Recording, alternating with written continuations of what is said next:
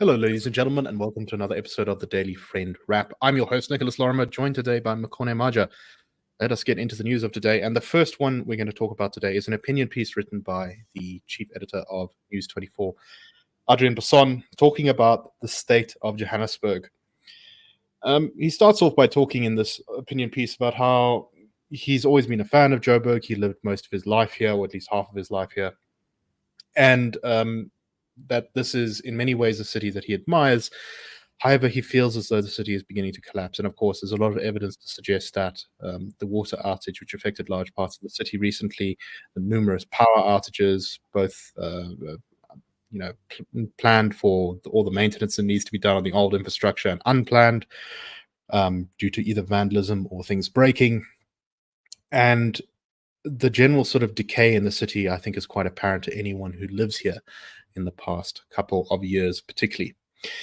He says that the major problem and cause of this rapid decay has been the coalition, the very unstable coalitions. Firstly, the one with the DA that was collapsed by the Patriotic Alliance pulling out. And then secondly, the coalition between the EFF, PA, and ANC, which saw a member of a very small political party, Kabelo Gwamanda from Al Jamaha, being appointed as mayor of Johannesburg. He says, quote, "If it weren't so sad, would have been comical watching a clearly incapable and out of his depth Mayor Kabelo Gwamanda trying to manage the water crisis that deprived thousands of residents of water for almost 2 weeks. With Rand Water on the verge of collapse, according to the Tshwane municipality, the city of Johannesburg needs its best possible leaders and managers on deck to take hard decisions that will prevent an absolute calamity. Why is it so hard for the ANC's Cyril Ramaphosa, Panyaza Lesufi, and Dada Morero to sit around the table with the DAs John Steenhuisen, Solim Zimanga, and Wendy Alexander to thrash out a power-sharing agreement in Johannesburg that will see the city being fixed pipe for pipe in the interest of all its residents?" He goes on to basically say that the only thing that can fix Johannesburg is an ANC-DA coalition, and that this wouldn't cost any of the party's major political points because voters will appreciate the efforts to get service delivery done above politics, and that this will endear them to voters who care more about service delivery than about who you're in coalition with. So, Makone, before I get your thoughts on this, there are some things that sort of strike me immediately from this. One is that I suspect that an ANC-DA coalition would, amongst the majority of Johannesburgers, particularly ANC voters, be relatively popular. I think there would be some DA voters who would go for it. There would also be some DA voters who would be horrified by it. But the larger problem, and Makone, this is really what I want your thoughts on, is how is anything like this supposed to work? These parties, they're not just not on the same side because they have different personalities. They're not on the same side because they have a different view of how to fix the city. If you can't end CADA deployment, if you can't end BEE and preferential procurement, if you can't, decentralize decision making, if you can't do all of these things that the parties differ on, then what will make any difference from what it is now? Makone, what do you make of this? Yeah, no, I agree, Nick. I think there are better ways of thinking around ways in which we can stabilize coalitions structurally, looking at laws and how we can prohibit certain movements between political parties once they've formed coalitions, at least because it's in the best interest of the city that the coalition run its a course of time before somebody just jerks it out, and for nefarious reasons. But I think that people like Adriaan Basson that think that a coalition between two opposing parties with opposing ideas of how to run this country have resigned themselves to the fact that perhaps the ANC is not going to get out of power for a while.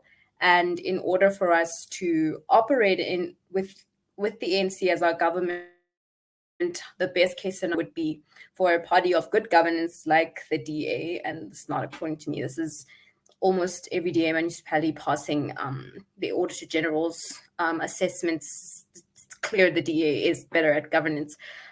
Their idea is that if you have a DA come in and sort of take a model that the ANC have failed at executing and then execute it on the ANC's behalf. That is the best case scenario we have of getting our municipalities up and running again. Unfortunately, like you stated, this is not just a temperament issue. It's not just that John Steenhuisen can't get along, or that Dada Morero just can't get along with Alan Winde. I think it's far deeper than that. If the DA comes in and say, hey, let's sell Transnet off and break it up into different companies that can be sold off, the ANC will heavily oppose that, because the ANC is pro-centralizing power and pro having and owning as many state-owned entities, despite the fact that the entities are just not even functional anymore, even if it's at the expense of their own ability to run the country.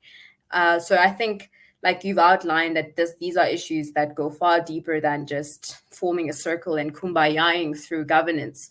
These parties just, at the helm, at their core, just cannot agree on how to govern. Forcing them to do Right. it.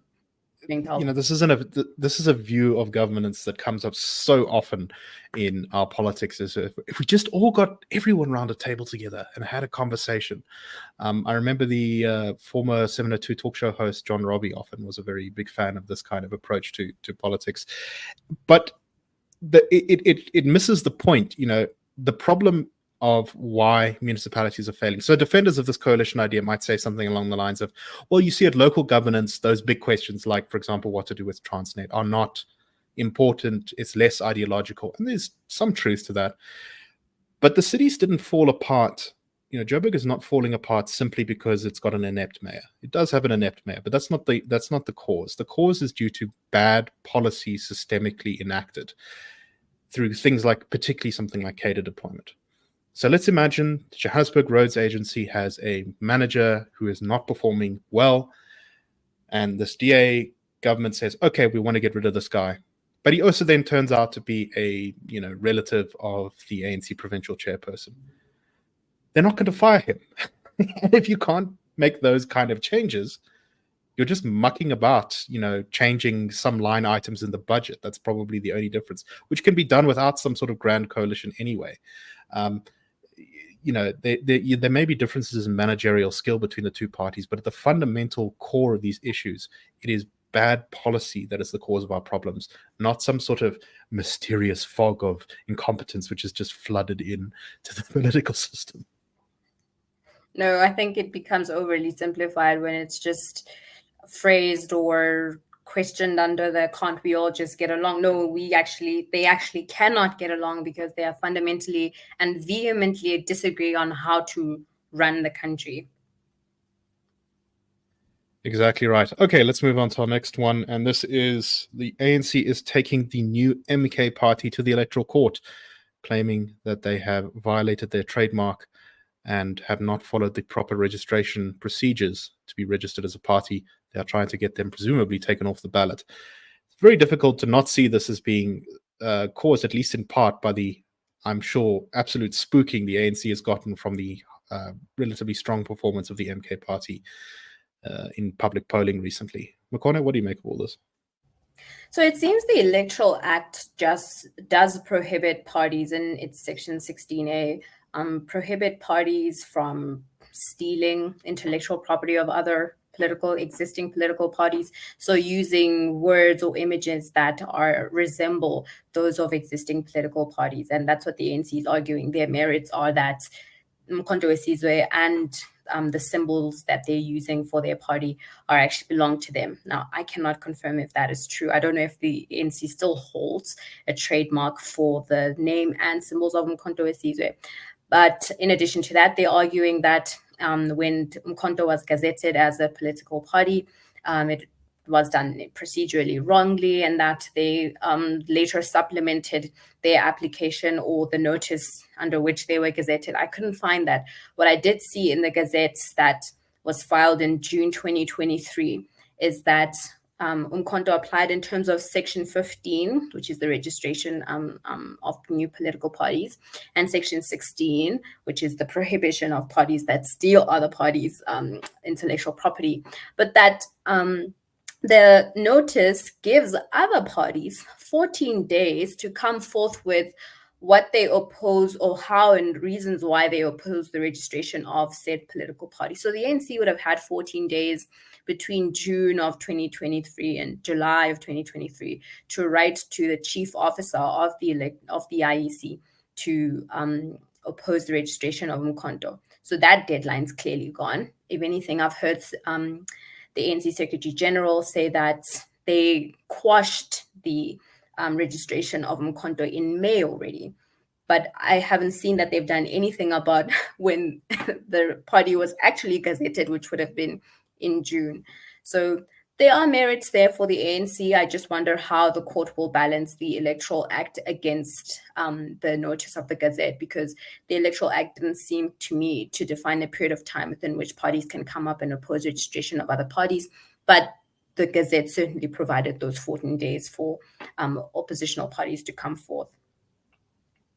Yeah, I think the fact that they didn't reply in the original 14 days is possibly because they thought this wasn't going to be a big deal. But clearly they were wrong. So I find it very unlikely that the court is going to. I just think that it would take an act of incredible judicial bravery to disqualify MK entirely from the electoral ballot or to deregister it as a party. I think worst case scenario for MK, they're going to be forced to change maybe their name and their symbol, but we shall have to see. I am not a legal expert, but that is my feeling on this matter. All right, that is all the time we have for today. We hope you found this show interesting. We will be back tomorrow with the Daily Friend wrap for this short week. Cheers, everyone. That's a wrap.